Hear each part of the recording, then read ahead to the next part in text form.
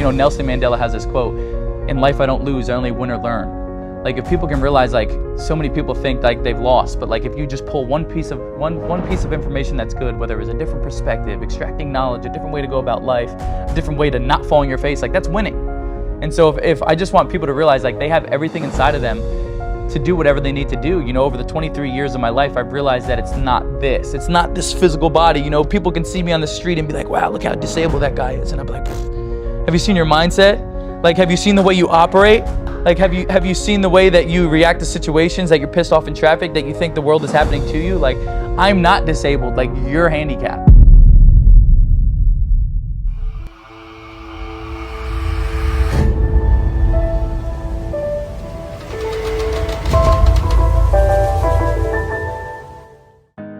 Welcome back, Unstoppable Mindset community. I'm your host, Rob, back with yet another episode of this series. And as always, my mission each and every week is to bring you the tools, knowledge, and people that will help keep you focused, motivated, and unstoppable. On today's episode, we're breaking down the mindset of one of the most in-demand keynote speakers in the world. His long list of achievements include best-selling author, entrepreneur, wrestler, model, and competitive bodybuilder. He is constantly pushing beyond his limits to further his mindset. He is none other than Nick Santonastasso. To say Nick is unique is an understatement. At the time of his birth, Nick was one of 12 people in the world born with an extremely rare genetic disorder called Hanhart Syndrome. This disorder leaves babies with either undeveloped limbs or undeveloped organs. Luckily for Nick, his organs were 100% healthy, but his day-to-day life would present a challenge. In his early years, Nick at times would be depressed, lonely, and unmotivated. He even had bouts with ending his life. But fortunately for Nick, he found his path to an unstoppable mindset through wrestling in high school. To put into perspective how unstoppable he is, in order to wrestle, he was told that he would need to amputate part of his arm. And without hesitation, Nick agreed to the amputation. Once he started wrestling, he would pack tournaments full of spectators and fans waiting to see him go head-to-head with able-bodied competitors. People would approach him with tears of joy and inspiration. This was a major turning point for Nick as he realized he was capable of achieving anything he set his mind to. Today, Nick continues to aim higher and higher, reaching audiences all over the world with his unbelievable story of perseverance and determination. He can be found on stage as a keynote speaker and coach with the likes of Tony Robbins, Mylett, Russel Brunson, and Dean Grasiosi. His mission is to use his challenges to inspire others to push beyond their limiting beliefs and truly become unstoppable. He without question has an unstoppable mindset, and he is this week's pick for breaking down his 5 unstoppable mindset principles. But before we get into today's episode, please make sure to show your support by sharing, liking, and subscribing to the channel. It lets us know we're doing a great job and to keep posting more and more content. And lastly, be sure to stick around to the end for a bonus principle. That's it from me, your host, Rob. Have a great week, everyone, and remember, be unstoppable. Enjoy the episode. Talk about how important gratitude is for you in addition to all of this intense competition you've been through. How important is gratitude? I feel like gratitude, if a person can just live in a state of gratitude, it could change their whole entire life. And I can make this quick and simple and easy for everyone to comprehend. Me, a man with no legs and one arm. There are millions of people as we sit in this couch that would switch places with me in an instant because they just don't have it like me. There are kids and adults that are confined in wheelchair beds. There are kids and adults that are paralyzed in wheelchairs that look outside and say, man, I wish I could just go outside and breathe the fresh air. I wish I could just listen to the birds. I wish I could get out of this hospital bed. Like, it gives me chills. That's all the motivation I need because I know that my situation isn't bad. And the sad thing is that there's people with full bodies that say, oh man, his life's bad. No, it's not. The biggest disability is a bad mindset. It's not this. It is not this. It's people don't have their mind right, Ed. It's people are just like, oh my God, I can't do this, I can't do that. No, you're truly capable of anything. You put limits on yourself. The only limits you have are the ones you put on yourself. So to go back to gratitude, like, start being grateful that you woke up today. Start being grateful that you were in a bed. There's people sleeping. You can go outside. There's people sleeping on the sidewalk. Like, how can you not be grateful? So living in a state of gratitude and waking up and starting your day off with gratitude, listing 5 things you're grateful for, thinking about 5 things you're grateful for, you'll notice that your mind gets in a rhythm. And at first it may be big things like, oh, my family, my house, whatever it may be. But then your mind will get in the rhythm and start thinking about the little things. The little things you're grateful for, like, man, I got good health, or man, I got food in the refrigerator, or you know, I got friends. You know, the little things. Your mind starts to just become grateful for the things around you, and you realize that the things you complain about on a day-to-day basis, in the grand scheme of life, they're not problems. Bro. We don't have problems. What I've realized over the 23 years of my life, it's not the physical body that holds us back.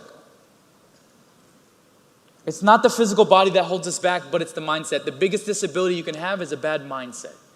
It's not this. We are handicapped, we are crippled by our limiting beliefs, by the thoughts up here. And so this is everything. Your mindset is the superpower to everything. Once you master your mind, you master your life. And so all these little techniques that I've been talking about, you need to always condition them. You need to always implement into your life. And ask yourself, you know, how can I get better at this? How can I keep exercising the muscle? And so I competed, and I was backstage, I was pumping up for my competition, and my buddy comes running up to me, he goes, dude, The Rock just posted you on his Instagram. And I'm a millennial, and The Rock's got like 140 million Instagram followers, so I was like, oh, this is great PR, this is gonna be great. And so he wrote this really long, heartfelt message, and at the end he said, I wanna thank Nick for sharpening my perspective a little bit more on life. And I thought, wow, moment of reassurance. I kind of got a little bit emotional because I realized that if I can not only motivate and inspire, but shift the perspective of top tier of the world, that I may not have legs, but I'm here to make a massive footprint in this world before I leave.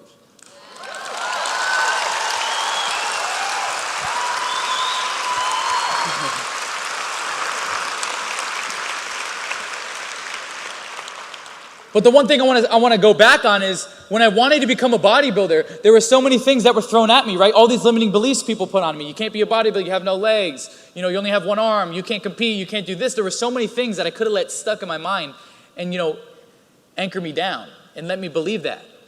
But the one thing that kept me going through all of this, and I want you to write that down, is having clarity on your vision. Having clarity on your vision. Clarity on your vision. So what I mean by that is having a super clear vision of what you want your life to look like, or who you want to be, or what you want your environment to look like. You know, I always pictured myself on stage. I always pictured myself with a six-pack. Like, I never had these things, but I always had that in my head to keep me fueling. There's going to be a lot of things in your life, little tasks, little duties that we don't like to do, right? Like answering phone calls, or, you know, sales pitches, whatever it may be. There are going to be things in your life that you don't like to do. Right? Raise your hand if there's things in your life that you don't like to do. Wow, yeah, everyone, right? But when you have a vision that is so big, when you have a vision that is so big and so crystal clear that you view those picking up the phone call or making that phone call or going out and meeting that client or these things that you don't like to do, you view them as just a stepping stone to obtain that vision. I didn't like doing cardio every day. I didn't like going to the gym every day, but that vision was always something that pulled me. There's going to be a lot of days where you don't want to get out of bed, right? Where you're like, man, I just want to hit the snooze button, watch some Netflix. But when you have a vision, whether that vision is being that amazing mother in your family,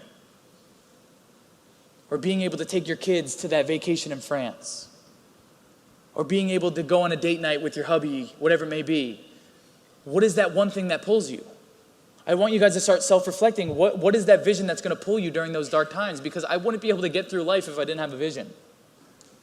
I wouldn't be able to do all these amazing things if I didn't have a vision, something that pulls me. Because I may look like Energizer Bunny up here, but I have my low days too.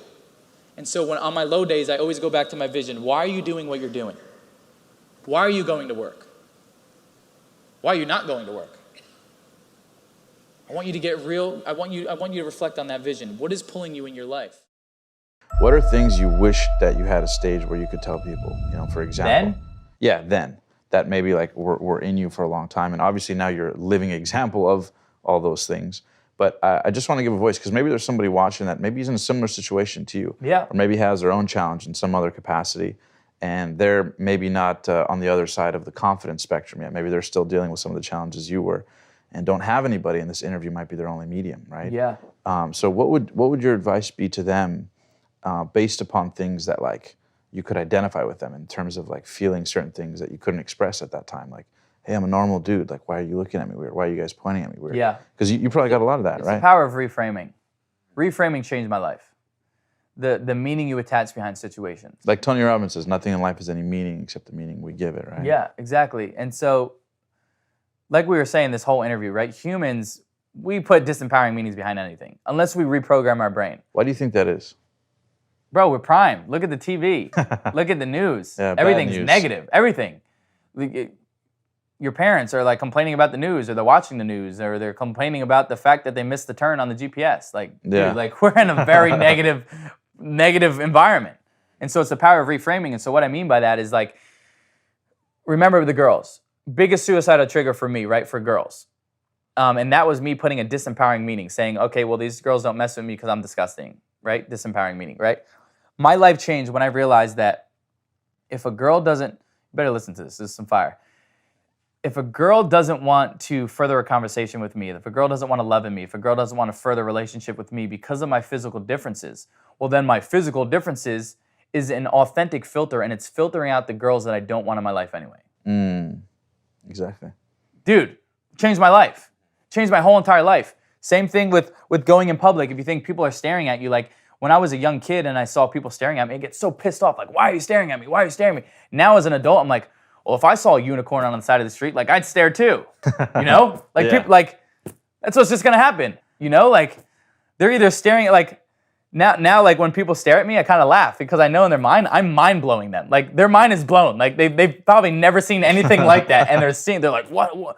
I didn't know that was real. You know, like Yeah. it's a funny, more empowering meaning that you attach behind it. And so that's what I'd say. You know, reframing things, and it's so important to realize, like Tony says, you know, that your problems turn into gifts once you learn from them. And it's just like everything in life, like everything that you think was negative, I promise you was a positive. It was happening for you and not to you. Like there's always one good piece of information that you can extract from that loss and turn into a W. And that's how I've been living my life. I mean, that's the secret to the sauce, is just like the power of reframing and realizing, like, you know, like there's always something good. Like this is meaningful. Like you may think it's negative, but let me put an empowering meaning behind it, and then it's a positive. It's the coolest thing. It takes a different person from a different walk of life with a different perspective to really break through that barrier, especially through all the priming, right? No matter how long you've been priming and programming your brain, like it takes someone to come in and just boom, just throw some perspective and totally break through that wall and get you to look at the world differently. So I want people to realize, like, you know, Nelson Mandela has this quote, "In life I don't lose, I only win or learn." Like if people can realize, like so many people think like they've lost, but like if you just pull one piece of information that's good, whether it's a different perspective, extracting knowledge, a different way to go about life, a different way to not fall on your face, like that's winning. And so if I just want people to realize, like they have everything inside of them to do whatever they need to do. You know, over the 23 years of my life, I've realized that it's not this physical body. You know, people can see me on the street and be like, wow, look how disabled that guy is. And I'll be like, have you seen your mindset? Like, have you seen the way you operate? Like, have you seen the way that you react to situations, that you're pissed off in traffic, that you think the world is happening to you? Like, I'm not disabled, like you're handicapped. And to let people know that, like, the biggest and baddest people are handicapped and crippled by the limiting beliefs, the things that they tell themselves. And that's why I say the biggest disability is a bad mindset. It's not this body. And so that's how I want to shift people's perspective, is realizing, like, man, this guy's got no legs and one arm, but he's doing all these amazing things, and letting people know, like, you have everything inside of you to do whatever you need, but you need to get this right. Your operating system, your computer system, through the simulation that we live in, whatever it may be. And you're probably asking, Nick, how does this relate to me? I eat my Cheerios just fine. I have all the limbs, but there was a deeper skill that they were teaching me. It was the power of becoming solution-oriented, aka the solution mindset. Instead of reacting to problems and waiting for someone to assist you, you can present a solution, a way to eliminate that challenge or problem, rather than letting it stop you. This can be done in school, at home, or with your team if you play sports. The reason why I'm teaching you this today is because people who present solutions are extremely valuable in life. The majority of people are reacting to challenges and problems rather than presenting a solution to get the task done, to get the challenge done. Your solution may not always be right, and that's okay.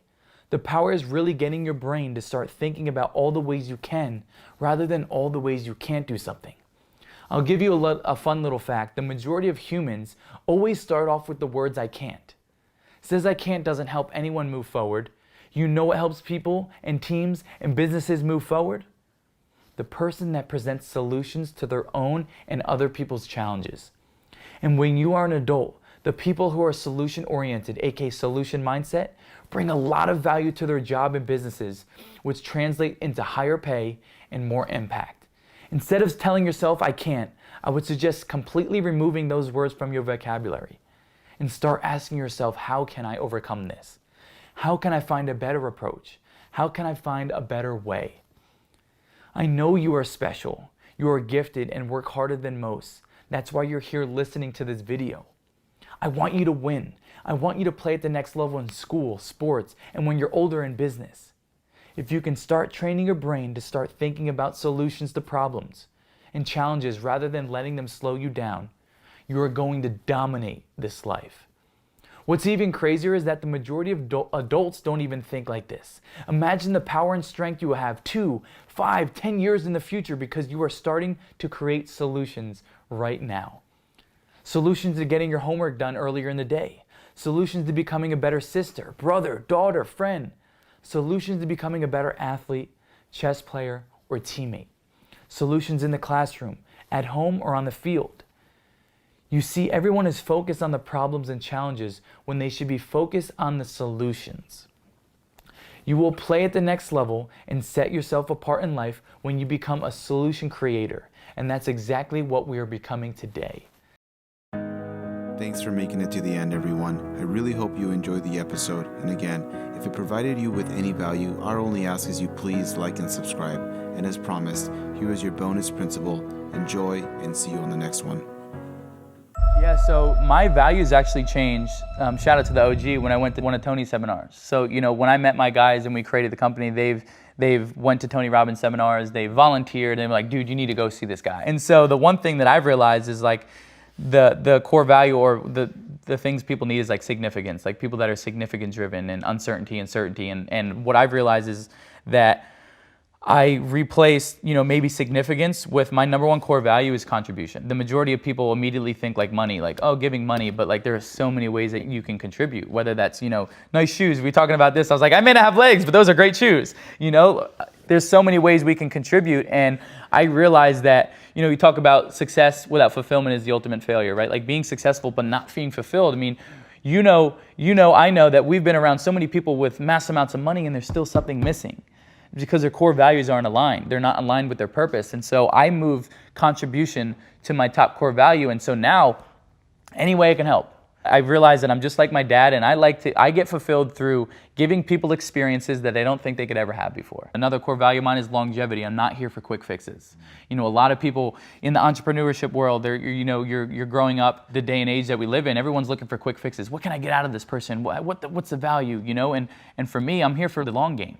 How can we continuously help each other build? Because like winners don't hate on other winners. We just want to see other people win. And so how can I just provide longevity relationships and nurture those relationships? I think that, in business, relationships are like key, right? Like just like everything. And so how can I nurture those relationships? So contribution and longevity were my big switches. And also being a student of the game is like a core value, and personally and professionally.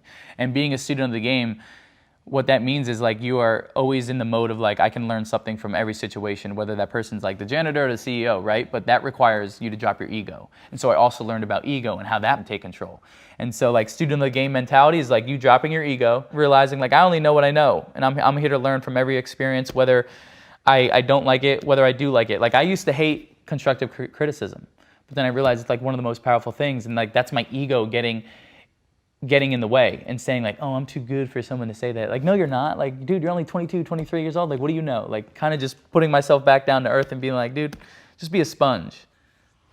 What do you, like, when you're trying to get your ego out of the way, how do you conceptualize that versus confidence? You've talked a lot about confidence, I think very powerfully, but how do you balance those two? Because I think, if I'm honest, I think people need an ego, but I violently agree that if you don't know how to set it aside, if you don't know how to be open, you're in real trouble. So how do you find the confidence, the sense of self, the almost like the gravitas to be able to walk into a big situation and feel up to the task, and at the same time be the sponge who listens to everybody? It's a perfect example. So when I had the opportunity to speak for Tony's leadership for the kids, I went into the green room this is a perfect example. It's crazy. I went to the green room, and the MC, I never met him before. I don't know if he's ever met me. I don't act like anyone ever known me. Like, I don't care, right? And so I go in there, and I'm confident in my ability to go out and crush the stage. Like, I was already peak state. Like, I'm ready to pump this up, right? And so I go into the green room. They have a trampoline, and I'm like jumping on it, like doing my thing. And the MC comes in, and I looked at him, and I said, we meet each other, and I said, hey man, I said, do you have any advice? And I just wanted to hear his thoughts. Like, what can you tell me from your experience of being in front of the kids already from today, MC? Like, I just want to learn. And like, that's the thing. Like, I was already confident in my ability, but my ego, like, I dropped my ego and realized, like, there's still something you can learn from this guy. Like, I would never just check him off. And so, he got down to my level. He's like, yeah, like, he was so happy too. Like, that's the other thing. Like, people are always scared to ask questions or ask for knowledge. Like, people love that. Like, people want to feel like they're needed, and they want to give their knowledge to you. That makes people feel good. And so I was like, hey man, you have any advice for me? And he's like, a lot of energy and great storytelling. And in my head, I'm like, I got that. That's my confidence. But my ego was the balance of like, I know I have great storytelling and I know I have great energy. I'm going to burn this down. But who am I to say that I can't learn from that guy?